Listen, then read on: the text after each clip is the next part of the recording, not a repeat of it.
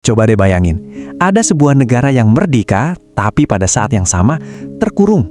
Sebuah bangsa yang berdaulat, tapi nasibnya sangat bergantung pada satu negara tetangganya. Nah, inilah kisah unik Lesotho, sebuah cerita tentang paradoks kemerdekaan yang akan kita bedah bareng-bareng hari ini. Jadi gini, di satu sisi, kalau kita lihat, Lesotho itu punya semua simbol negara berdaulat. Punya bendera, pemerintahan sendiri, statusnya jelas negara merdeka. Tapi, di sisi lain, realitasnya itu jauh lebih rumit. Negara ini benar-benar dikelilingi total oleh negara lain, dan ekonominya sangat bergantung sama tetangganya itu. Nah, ini dia nih, paradoks inti yang akan kita coba pecahkan. Oke, jadi dari mana sih semua ini bermula? Akar dari paradoks ini ternyata ada di momen kelahirannya. Yuk kita mundur sedikit ke pertengahan abad ke-20. Waktu itu, lagi ada gelombang dekolonisasi besar-besaran di Afrika. Tentu, ini momen penuh harapan. Tapi di saat yang sama, juga penuh kecemasan, apalagi buat wilayah kecil kayak Lesotho. Masuk ke tahun 1960-an, Lesotho akhirnya resmi merdeka. Ini kan harusnya jadi awal yang baru ya, di mana mereka bisa menentukan nasibnya sendiri. Tapi sayangnya, euforia kemerdekaan itu nggak bertahan lama. Kenyataannya pahit dan tantangan-tantangan besar dari masa lalu, warisan zaman kolonial, langsung jadi beban berat buat negara yang baru seumur jagung ini. Dan kita nggak ngomongin tantangan kecil loh, coba bayangin, negaranya dikelilingi total sama negara lain, sumber daya alamnya minim, sebagian besar tanahnya itu pegunungan, jadi susah banget buat bertani, plus nggak punya basis industri sama sekali. Jadi jelas banget kan, kemerdekaan politik itu baru langkah pertama, perjuangan buat benar-benar mandiri itu jauh lebih panjang dan berat. Nah, dari semua kondisi yang serba sulit tadi, baik secara geografis maupun ekonomi, muncul satu masalah utama yang benar-benar jadi ciri khas Lesotho setelah merdeka. Apa itu? Ketergantungan ekonomi yang sangat dalam pada kekuatan asing, terutama pada negara tetangga yang mengelilinginya, Afrika Selatan. Jadi, apa sih maksudnya ketergantungan ekonomi ini? Gampangnya gini, ekonomi negara itu hidupnya bergantung banget sama faktor dari luar. Buat Lesotho, sumber duit utamanya itu dari remitansi. Tahu kan?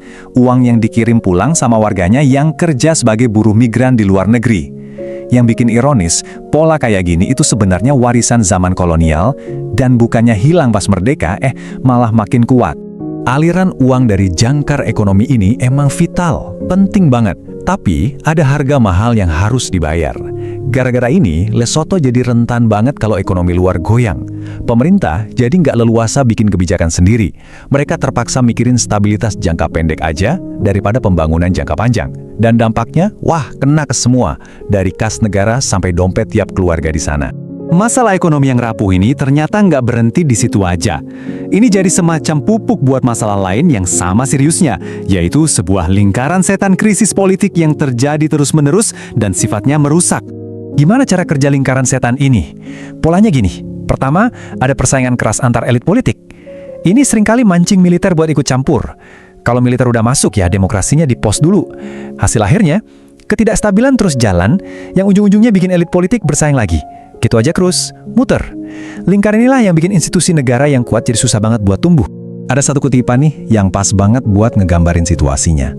Konflik politik kerap diselesaikan melalui tekanan, bukan konsensus. Ini nunjukin betapa rapuhnya sistem politik di sana. Bukannya duduk bareng, dialog, cari jalan tengah, malah pakai adu kuat. Ya, ini resep jitu buat masalah yang gak ada habisnya.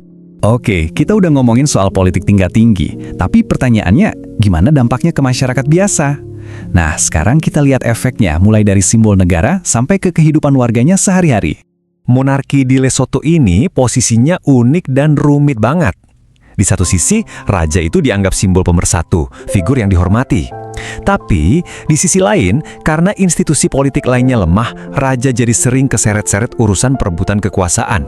Akhirnya monarki malah bisa jadi sumber ketegangan. Ini posisi yang serba salah kan?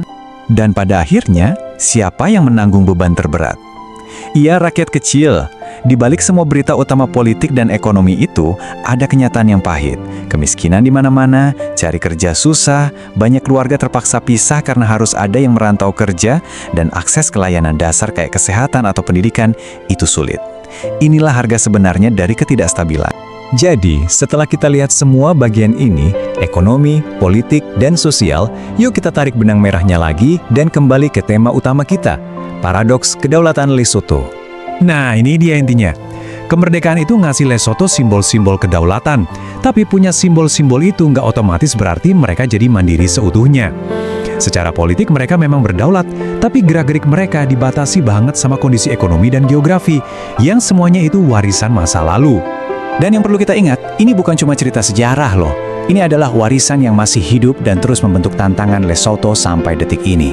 Mereka harus terus pintar-pintar menghadapi krisis, bernegosiasi dengan kekuatan di sekitar mereka, sambil terus berjuang membangun masa depan dengan segala keterbatasan yang ada.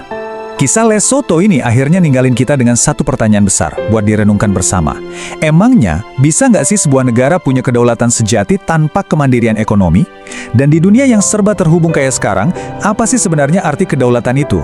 Ini pertanyaan yang relevan, jauh melampaui perbatasan Lesotho itu sendiri.